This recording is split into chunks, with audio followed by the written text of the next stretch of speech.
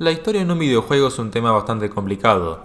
Cuando vas a ver una película, aunque con otros medios pasa lo mismo, a pesar de que esperas una buena experiencia audiovisual, normalmente estarás enfocado en la historia, la cual es controlada completamente por el escritor. En un videojuego, sin embargo, la interactividad es normalmente lo más importante. Si creas un juego casi totalmente basado en la historia, sí, por ahí gustás, pero la gente se va a terminar preguntando por qué es un videojuego y no una serie animada. El problema de la historia varía bastante dependiendo del género. No soy muy fan ni conocedor de estos, pero los JRPGs por ejemplo van como anillo al dedo. Pero juegos que van más de exploración, especialmente si no es lineal, tienen más problemas metiéndola. Esto no las hace malas, solo que se nota que están limitadas. Después tenés casos de juegos intensos como los juegos de acción, que a pesar de ser lineales tienen enfoque en la acción e intensidad del gameplay, por lo que poner demasiadas cutscenes por más intensas que sean, pueden frustrar a aquel que quiere, bueno, jugar al juego. Sin embargo, hay veces que el creador del juego no solo logra conectar la historia al gameplay, sino que también consigue que los dos se retroalimenten.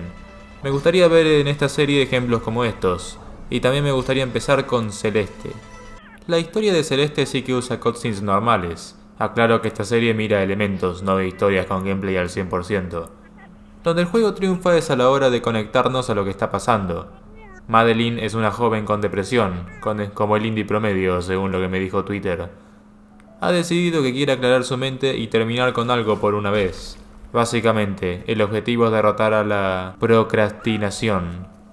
La mayoría hemos tenido momentos así, no hace falta tener depresión. Es más, lo más probable es que me tome un descanso de 30 segundos después de escribir esto.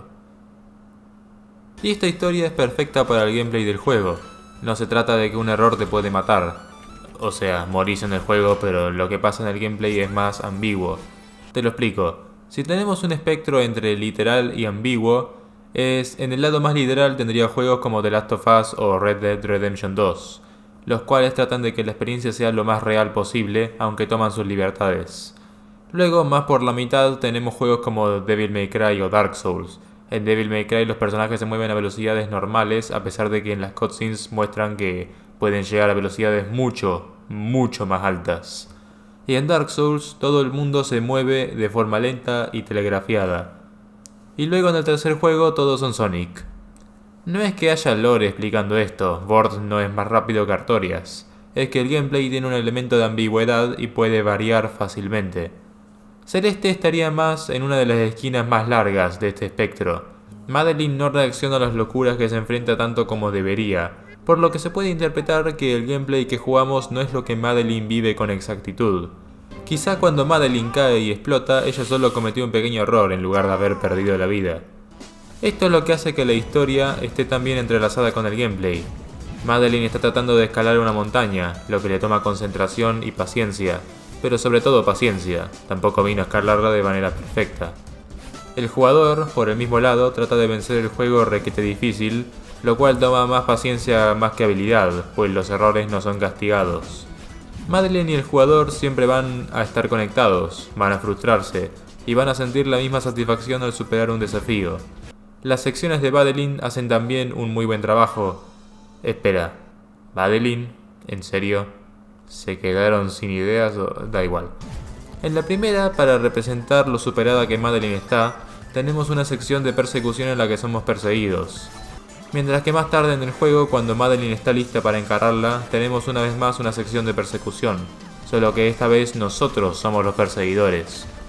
Otro pequeño detalle que me gustaría destacar: en el primer encuentro con Madeline cierra la conversación con una animación mientras dice que vuelvan a casa juntas, mientras que la conversación del segundo encuentro termina con Madeline haciendo una pequeña animación mientras dice que escalemos esta montaña juntas.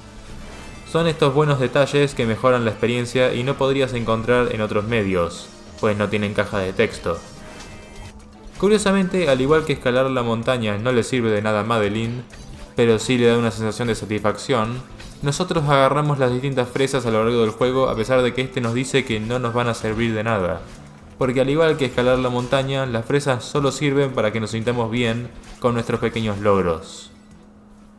Gracias por escucharme hablar sobre algunas de las virtudes de la narrativa de Celeste.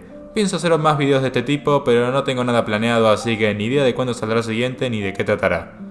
Por ahí, si te gustó, dale a like, considera suscribirte, compartilo con alguien al quien le pueda interesar y nos vemos en otro video. Adiós.